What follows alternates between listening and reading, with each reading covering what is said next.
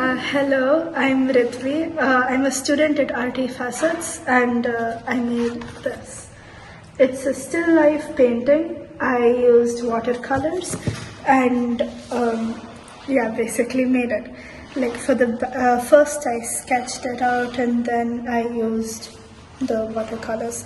For the background I mostly used dark green, black and white to get all the shades of the colors correctly, and for the tulips I used yellow and orange.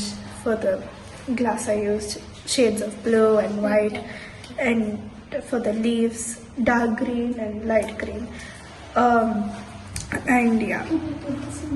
Basically there's two ways you can paint using watercolors.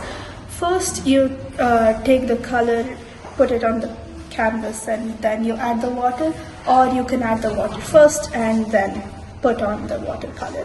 I used the first method and made this. That's about it.